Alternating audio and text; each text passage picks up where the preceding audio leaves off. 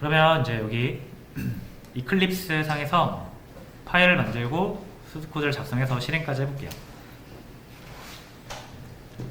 그 모든 과정을 이 이클립스라는 IDE 안에서 다 한 번에 가능하다. 자, 그럼 일단 먼저 파일을 만들어야 되는데요. 여기 프로젝트 익스플로러에서 프로젝트를 하나 만들게요. 그래서 뭐 다양한 프로젝트 유형이 있는데 저희는 기본 자바 프로젝트를 만들 거기 때문에 여기에서 크리에이터 프로젝트 있죠? 밑에서 두 번째일 거예요. 이걸 눌러보겠습니다. 그래서 프로젝트의 구조가 굉장히 여러 가지가 있는데 우리는 그냥 기본 자바 프로젝트 구조를 사용할게요. 바로 이게 뜨실 건데 혹시라도 안 뜬다 라고 하시면 역시 여기 검색을 통해서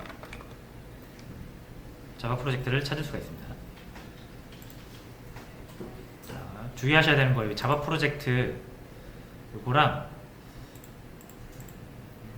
여기는 안 보이네요. 뭐 여러 가지가 있잖아요. 그죠? 자바 프로젝트를 잘 선택을 해주셔야 돼요.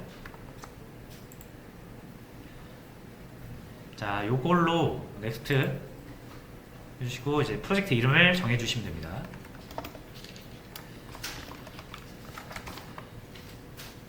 자, 이름은 여러분들이 편한 대로 지으시면 돼요.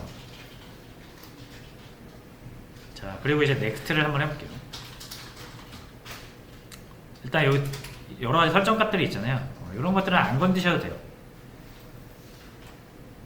일단 이 JRE 같은 건 뭐냐면 방금 저희가 설치했던 JDK 있잖아요. 자바 디벨로먼트 키트, 그죠? 거기 안에 JRE가 포함이 되어 있어요. 그래서 우리가 아까 받은 게 15 버전이죠. 그러니까 우리 거 선택하는 거예요. 나는 15 버전 사용하겠다.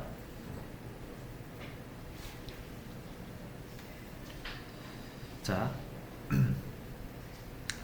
그리고 이거 컴퓨터에 통해서 설치된 부분들을 선택해 줄 수가 있는데, 자, 우리가 다운로드 받은 걸 선택해 줘도 되지만 이 툴 설치할 때 툴 내부에 그냥 자체적으로 JDK가 설치가 되어 있어서 그냥 넘어가시면 됩니다. 툴 안에 설치되어 있는 JDK 사용하겠다 이런 의미예요. 그렇죠? 그래서 넥스트 한번 해볼게요.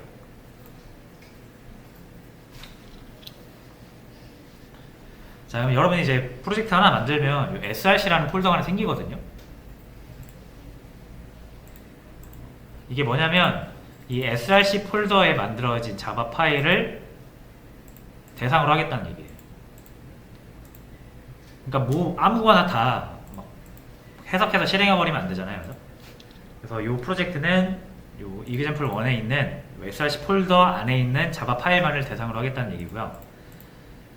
그리고 바로 실행 못한다 그랬죠, 자바 파일을. 얘가 해석해서 컴파일이라는 과정을 거친다 그랬잖아요. 해서 나온 게 클래스 파일이라고 그랬죠. 클래스 파일이 요 빈 폴더 여기에 저장되게 됩니다. 이런 거를 설정해 주는 부분이에요.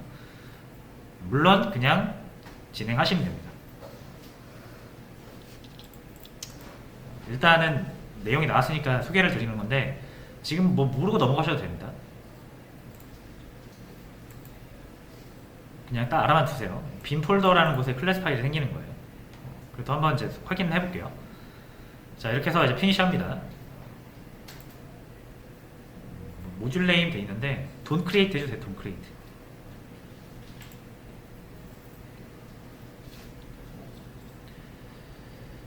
자, 그리고 요거는 그냥 뭘로 해도 상관없습니다. 일단 오픈으로 할게요.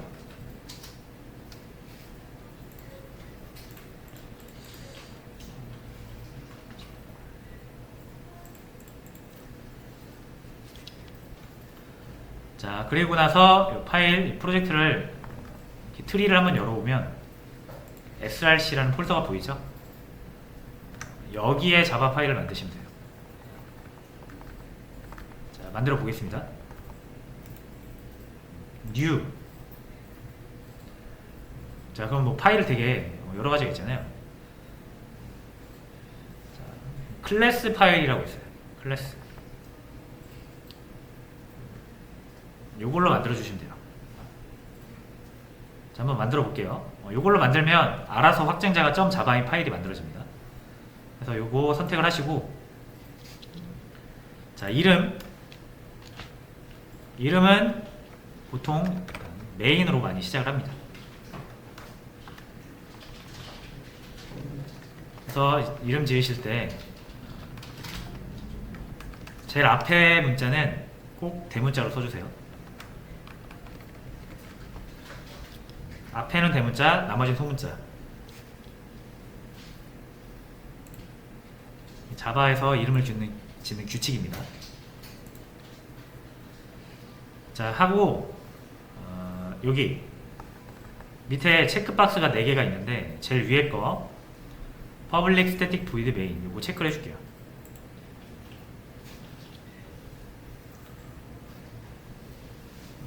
하고 자, finish 합니다. 자, 그러면 여기 src에 하위 폴더 example1이라고 하나 생기고요. main.java라는 파일이 생겼죠. 그리고 현재 이 main.java 파일의 내용은 이렇게 작성이 되어 있습니다.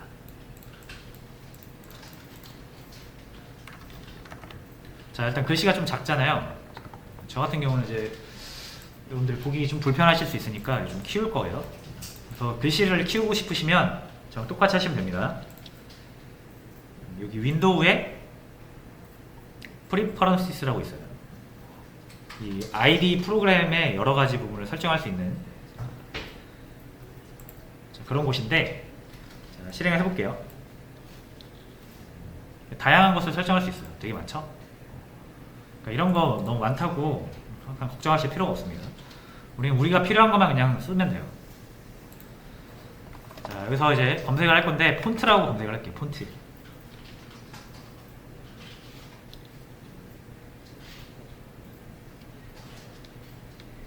그리고 보시면은 여기 컬러스 앤드 폰트 있어요. 이거 누르고 여기 베이직 쪽에 텍스트 폰트라고 있어요. 이걸 이용하면 글꼴이라든지 크기를 바꿀 수가 있습니다. 그래서 이거를 더블 클릭해서 열어줄게요. 저는 18 정도로 크기를 바꾸겠습니다. 18 정도로 바꿨고요. 글꼴은 뭐 그냥 그대로 둘게요. 그리고 apply and close.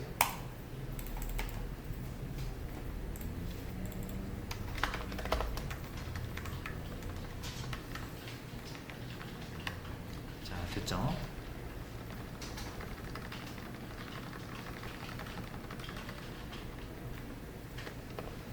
자, 여기까지 되게 길었죠? 이제 여기서 자바 문법을 이용해서 코딩을 하시면 됩니다. 자, 그럼 일단 이제 간단하게 한번 살펴볼게요. 패키지라는 거는 이 소스 코드가 속한 폴더명이에요. 이그젠플가 여기 속해 있죠? 그래서 폴더명을 적어준 거고요. 그리고 이 클래스라고 되어 있는데 자바는 기본적으로 클래스 단위로 작성이 됩니다. 그래서 무언가 여러분들이 자바 언어를 쓰고 싶을 때는 이렇게 아무데나 쓰시면 안 되고 클래스 영역 안에다 쓰셔야 돼요. public 클래스 main이라고 되어 있잖아요. 그리고 중괄호가 열리고 닫히죠. 그러면은 여기서 여기까지 영역이 생기는 겁니다. 이렇게 요 안에다가 작성을 하셔야 돼요.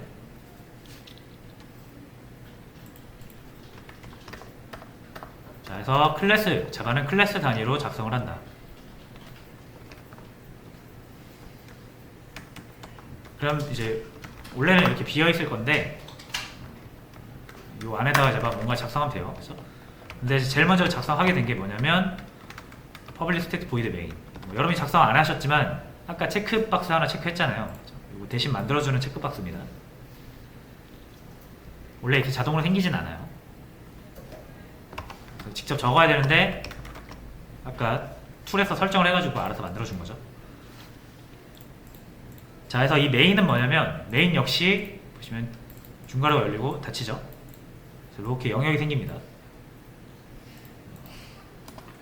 그래서 이 메인은 자바 프로그램의 시작과 끝이라고 보시면 됩니다.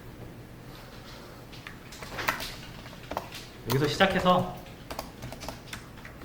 끝나요. 이 사이에다가 여러분들은 하고 싶은 말 해야 되는 거예요.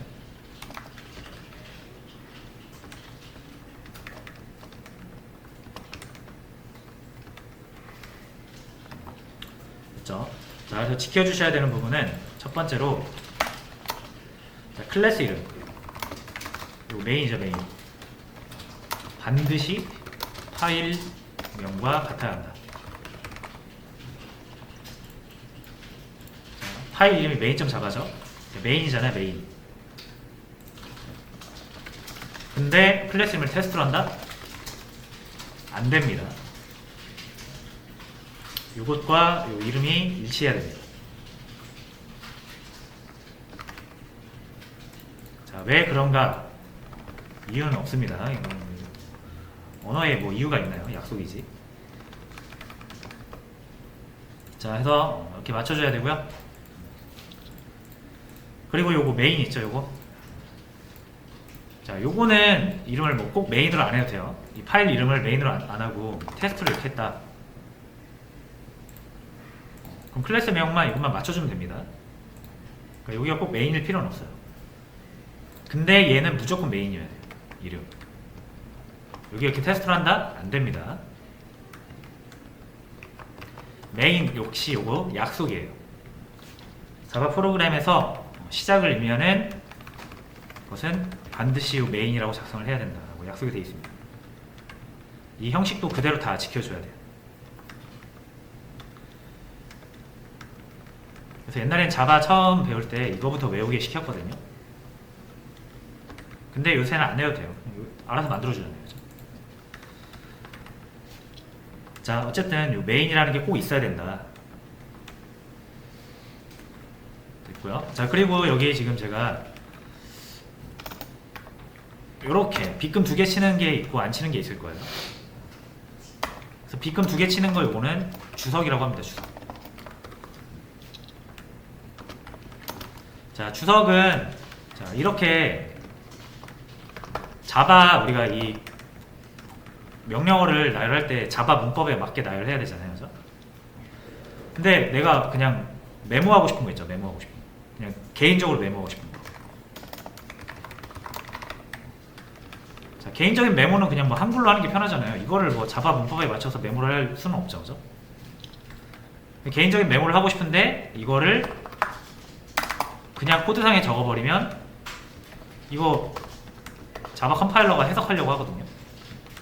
근데 이게 자바 문법 아니죠? 이런 자바 문법은 없겠죠. 에러가 나는 거예요. 그래서 이제 이렇게 빗금 2개 치면 우리는 그 자바를 그 코드를 분석하는 애가 누구예요? 컴파일러죠. 컴파일러한테 알려주는 거예요. 이거는 해석하는 게 아니다. 이건 내가 그냥 메모한 거니까 건너뛰어라 라는 의미가 됩니다.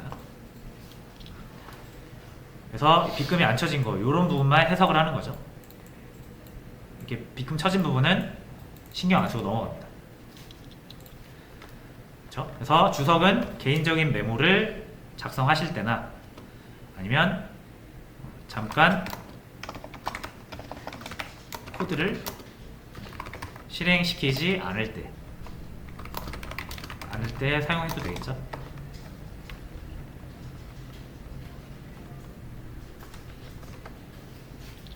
그래서 주석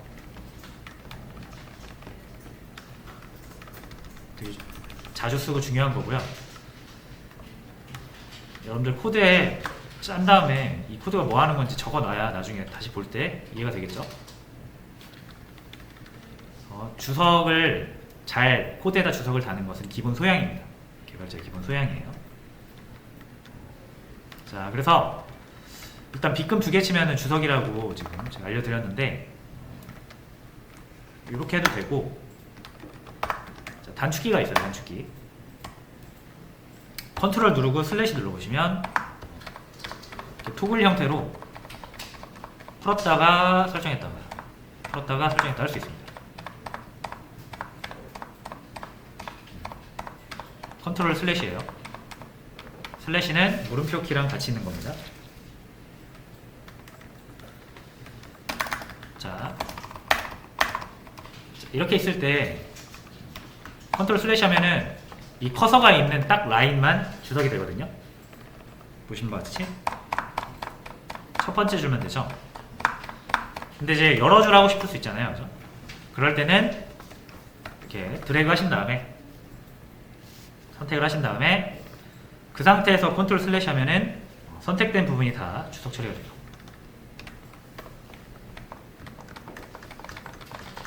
굉장히 유용합니다.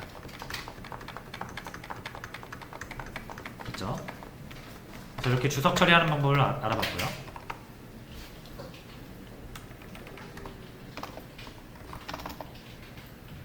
자, 이제 여기서 작성을 할 건데 기본적인 또 내용은 뭐냐면 프로그램은 위에서 아래로 순차 실행. 요것도 아주 기본적인 내용인데 간과하시면 안 되는 거예요. 예를 들어서 명령 1이 있고 명령 2가 있고 명령 3이 있다. 명령 1이 실행되지 않고 명령 2가 실행될 일은 없어요. 무조건 이거 실행하고 이거 실행하고 이거 실행합니다. 그러니까 위에서 아래로 순차적으로 실행된다. 당연한 얘기지만 중요한 내용이라서 한 번 더 언급을 했습니다.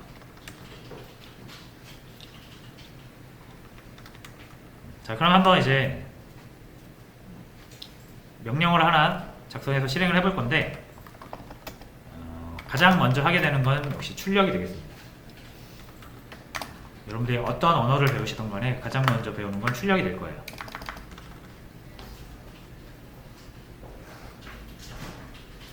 출력은 말 그대로 컴퓨터한테 뭔가 보여달라고 하는 거고요. 컴퓨터는 그럼 그걸 보여줄 거죠.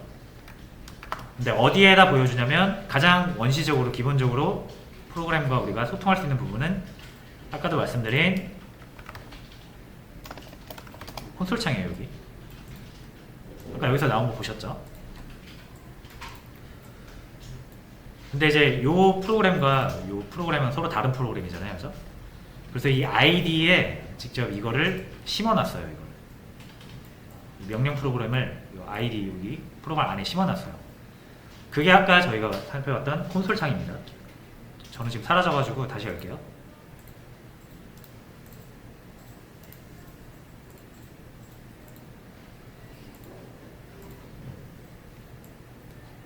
자, 요 콘솔 창 여기가 이제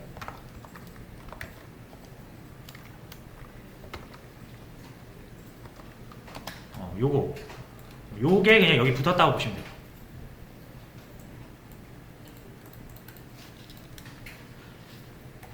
자, 그래서 여기에 출력이 되겠죠? 출력을 하겠습니다. 자바로 콘솔 창에 뭔가를 출력하는 방법은 이렇게 쓰시면 돼요.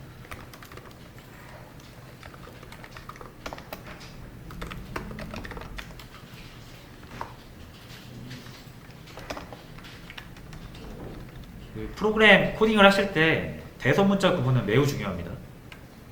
대소문자 구분을 반드시 해주셔야 돼요. 요 S 요거 대문자잖아요, 그죠? 소문자를 쓰면 안 돼요, 이거.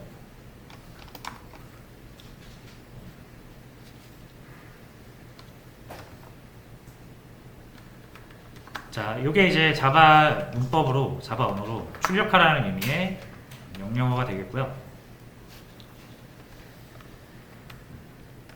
자, 그럼 이제 뭔가 출력을 해보고 싶은 게 있잖아요. 그렇죠? 예를 들어서 제 이름을 출력을 해보고 싶어요.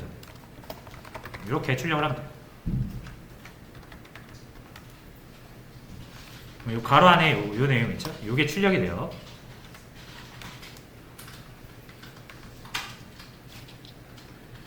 자, 그리고 이제 이 코드를 실행을 시켜야겠죠. 그럼 아까처럼 막 컴파일하고 클래스 파일 찾아가지고 자바 가상 머신으로 선택해서 실행을 해야 되는 그런 복잡한 과정이 있었잖아요. 그죠? 근데 여기서는 그냥 이 파일 잡고 여기 파일 잡고 우클릭 하시면 Run As라고 있어요. 자, 여기서 자바 애플리케이션 이거 선택하면 그냥 실행이 됩니다. 알아서 이 자바 파일이 컴파일 되고 컴파일 돼서 나온 클래스 파일을 이용해서 실행을 하고 그 결과를 여기다 보여주는 거죠. 이거를 이제 이 이클립스가 다 알아서 해주는 거예요. 그래서 여기 이제 제 이름이 출력이 됩니다.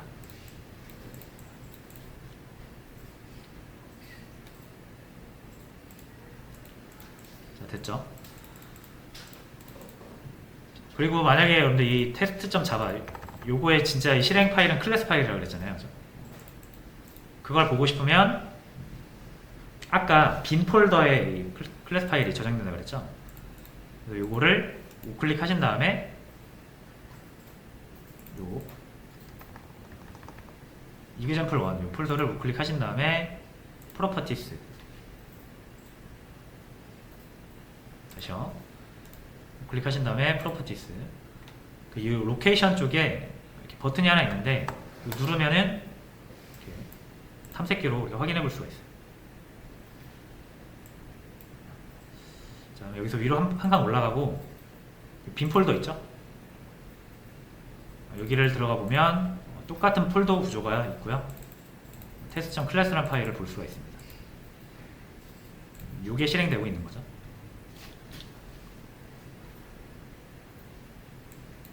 이렇게 한번 파일 한번 확인해 봤고요. 다시 돌아와서 코드로 돌아와서 자, 출력을 할 때 주의하실 점 하나는 요거 위에처럼 출력하시면 안 된다라는 거. 이제 이 자바 test.java 파일에 적히는 모든 내용은 주석을 제외하고 다 자바 문법적인 체계를 따지게 됩니다. 그죠? 그래서 자바 문법에 맞게 작성이 됐는지를 따져요. 그러면서 자바 컴파일러 해석기가 이걸 봤을 때 이 내용을 봤을 때 아, 출력을 하라는 거구나 라고 판단을 내리겠죠. 자, 근데 이 차태진이라는 이름 있잖아요. 자, 요거는 사실 자바의 어떤 문법적인 요소가 아니라 그냥 제 이름, 한글로 된 제 이름이잖아요. 근데 요거를 그냥 써버리면 차태진이라는 자바의 문법적 요소를 비교를 하려고 해요. 자바 컴파일러가 차태진이라고 적혀있네. 차태진은 자바의 문법적인 요소가 있나? 검색을 해보는데 당연히 있을 리가 없죠. 시스템.out 이런 거는 있겠죠. 내부적으로 자바의 어떤 기능을 수행하라고 아마 약속이 돼 있을 거예요. 근데 자바를 만들 때 제 이름을 고려해서 뭐 만들진 않았을 거 아니에요. 그래서 이거를 명령어로 판단하게 하면 안 되겠죠. 그래서 요거 차태진이라는 거는 그냥 단순한 문자다 라는 것을 자바한테 알려주기 위해서 쌍따옴표로 감싸줍니다. 그래서 쌍따옴표로 감싸진 거는 자바가 명령어로 보지 않고 그냥 이렇게 생긴 문자로 봅니다. 무슨 말인지 아시겠나요? 이렇게 적으시면 안 돼요. 가려놓겠습니다. 쌍따옴표. 자, 요거의 의미는 더 정확히는 문자열이라고 합니다. 타 언어를 해보신 분들은 무슨 말인지 아실 거예요. 그래서 문자로 쓰고 싶은 거는 반드시 쌍따옴표 안에 넣어라. 쌍따옴표 안에 넣지 않으면 문자로 처리되는 게 아니라 자바 명령어로 처리가 되기 때문에 차태진이라는 명령은 존재하지 않기 때문에 에러가 날 수가 있어요. 됐죠? 문자열 표현 기호입니다.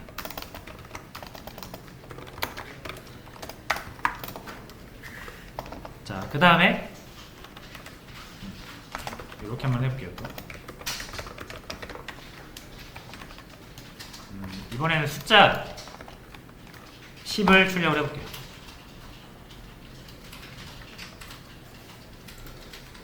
자, 그리고 이거 실행하려면 아까처럼 이제 이렇게 실행을 하면 되는데, 이거 할 때마다 이렇게 마우스로 선택해서 실행하기 불편하잖아요. 그죠? 그래서 단축키가 있습니다.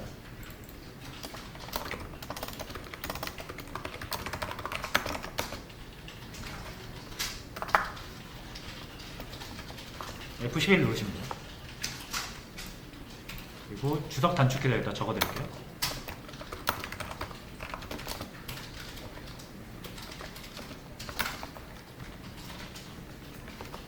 단축키 제가 알려드리는 거는 웬만하면은 외우고 익혀서 사용하시는 게 좋습니다. F11 누르면 이렇게 실행이 돼요.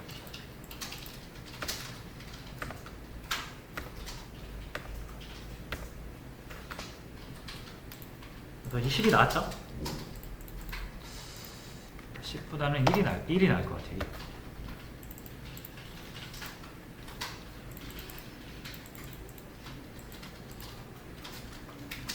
자, 됐죠?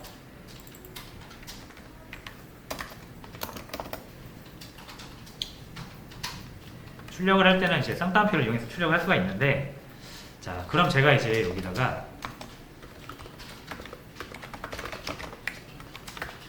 하나 더 요거 안 알려드렸네요.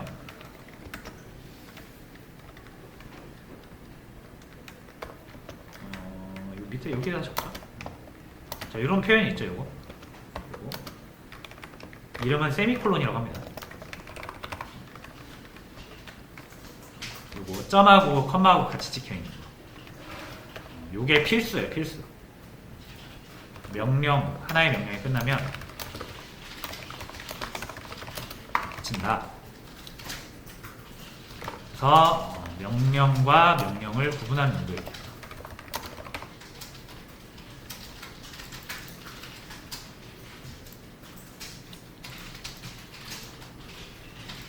그래서 이게 무슨 말이냐면, 이게 시스템 요 명령어랑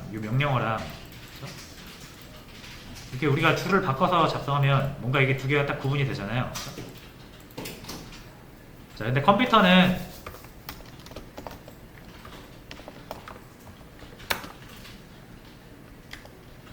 자, 이렇게 두 개가 있을 때 이걸 안 해주죠?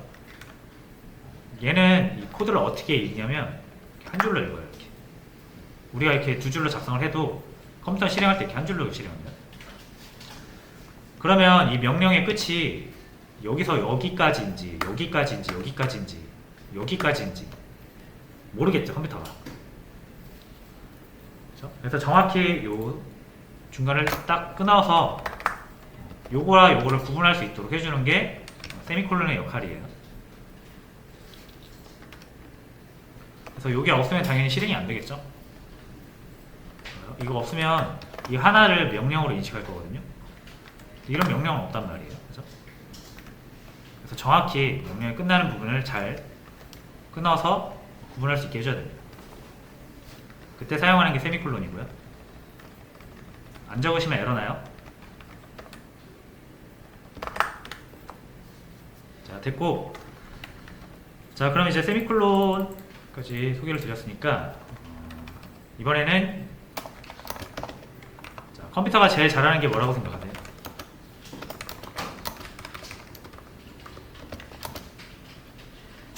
컴퓨터 이름 자체에서 계산기잖아요. 계산을 제일 잘하고요. 그 다음에 또 잘하는 게 반복을 진짜 잘합니다.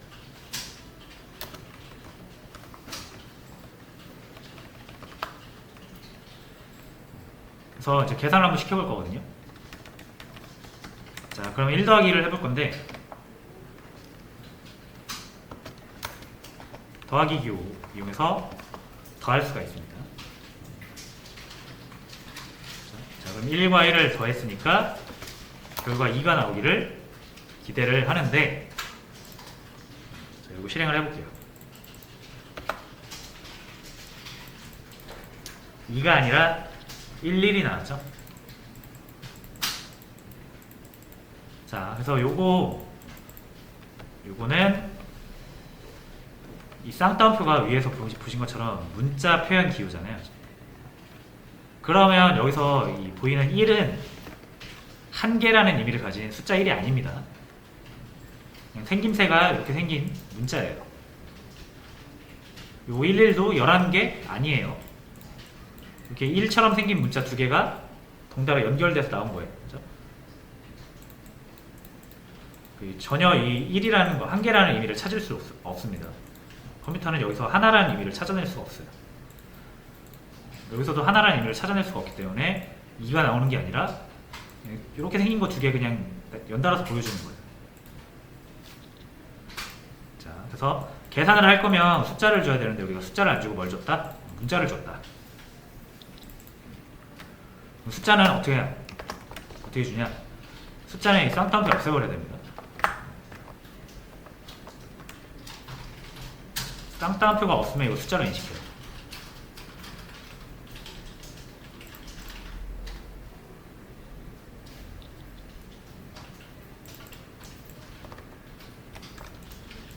그래서 이 밑에처럼 작성을 해서 실행하면 원하던 2가 나오고요.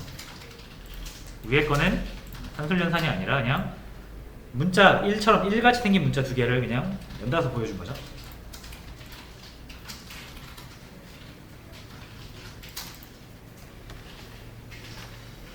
자, 그래서 계산을 이렇게 시켜봤는데 이 두 개의 계산이 결과가 다릅니다. 그래서 문자열을 더하기로 계산하면 두 문자가 붙어서 나온다. 숫자를 더하기로 계산하면 두 수가 더해져서 나온다.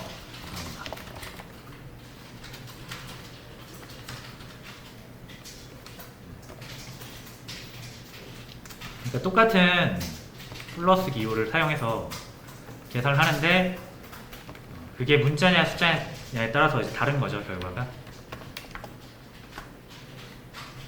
그럼 이제 여러분들이 더하기를 쓸 때 잘 보고 쓰셔야겠죠. 왜냐면 더하기가 문자일 때 작동하는 방식과 숫자일 때 작동하는 방식이 다르니까 내가 사용하는 지금 다루는 데이터가 문자인지 숫자인지 잘 구별을 해야 됩니다. 자, 그래서 요거 지금 내가 다루고 있는 요거 있죠? 1, 숫자 1, 문자 1 이런 것들을 값이라고 보통 불러요. 영어로는 데이터라고 부르기도 하고 한자로는 자료라고 부르기도 하고. 사실상 이런 데이터들이 많이 모여가지고 뭔가 하나의 개념이나 이런 것들을 이루는 거죠. 그래서 이게 다 뭐가 있다? 유형이 있어서 구별해야 된다.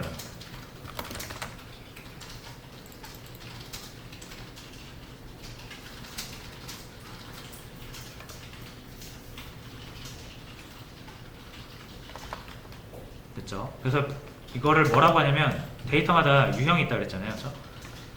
그래서 데이터를 뭐 또 자료 이렇게 부른다고 했잖아요. 그래서 자료형 이라고 부르기도 하고 영어로 쓴다라고 하면 데이터 타입.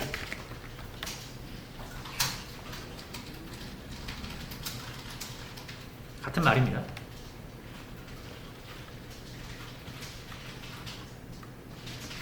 이렇게 두 가지로 많이 불러요. 자료형, 데이터 타입. 이거 잘 구별을 해야 됩니다.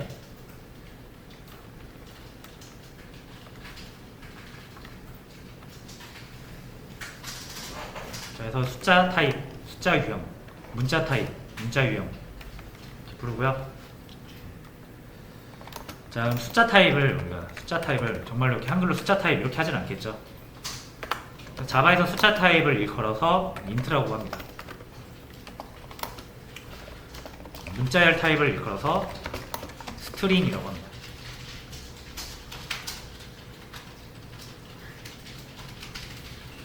내가 지금 다루고 있는 게 인트냐 스트링이냐 구별할 수 있어야 되는 얘기예요.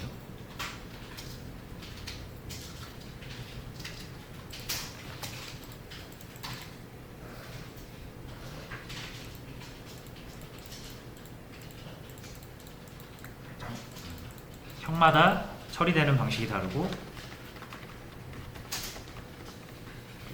적용되는 범위라든지 이런 게 다 다르니까 문자열 타입에 써야 되는 곳에 숫자 타입을 넣으면 오작동할 수가 있다는 거죠. 자, 어쨌든 이렇게 해서 출력과 데이터 값 그리고 그 값에는 여러 가지 유형이 있다는 것까지 한번 살펴봤습니다. 그래서 10분 쉬었다가 다음으로는 요거를 저장하는 방법에 대해서 같이 진행을 해보겠습니다.